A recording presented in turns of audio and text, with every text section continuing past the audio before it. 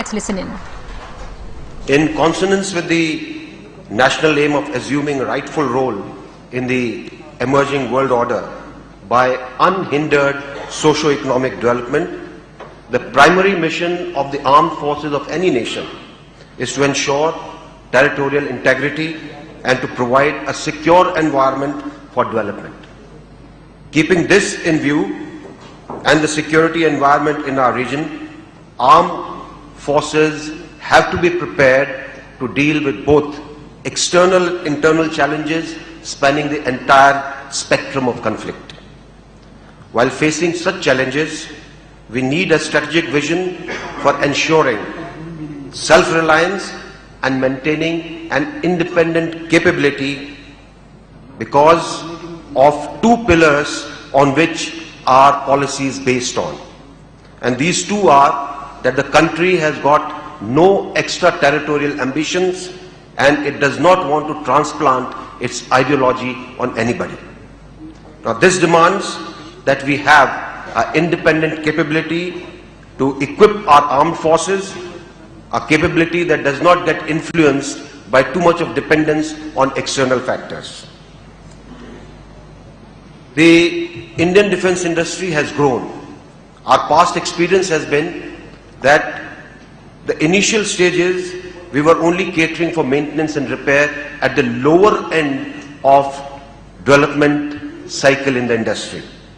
Today, it is heartening to note that our industry is developing a range of state-of-the-art weapon systems and is ready to enlarge the scope as the opportunities come by. We need to ensure that our industry is capable of learning and absorbing various technologies which can produce complex systems indigenously. The private sector participation in industry has been debated for a very long time. And while in the national economic policies there have been institutional and policy-oriented changes for quite some time, especially since 1990, the demand for participation in defense sector has gone up in the recent times. And we need to ensure that our industry understands the complex web of linkages which determine national policy in the defense industrial sector. I'm quite sure that this issue will get addressed in the conference. Joint ventures, alluded to sometime by some of the members, is an area which needs greater analysis if we want to import technology or transfer technology and to ensure that something can be produced indigenously in the country. This must progress beyond what it was so far, where we were confined to manufacturing lower end items or only supporting the defense services in maintaining and refurbishing equipment that they had imported.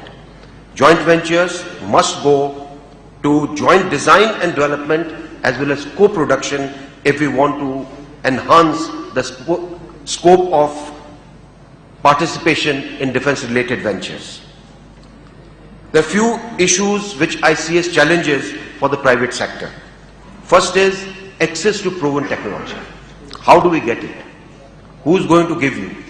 What kind of arrangements will you make to get this technology and ensure that our human resource is capable of going ahead with this technology? Connected to this would be IPR issues. How do we resolve these? Now all these, I think, need to be integrated into the overall perspective that is planned by you. The next is research and development for cutting-edge technology. We may import something, but how do we invest in research and development to take it further? You could have model 1, which is the basic model. How do you make into model 10, which is a far superior model? Now this needs to be factored into the private venture which goes out to invest in the defense sector. Transfer of technology, I have already spoken. We need to look at value addition and product improvement as a specific requirement and understand the needs of the defense services, of the armed forces, and have a much closer interaction so that we can take it forward. As I look at it, a private industry, when it is capable of investing a large sum, it looks forward to a certain gain. No private industry would invest if there are no gains at the end of it.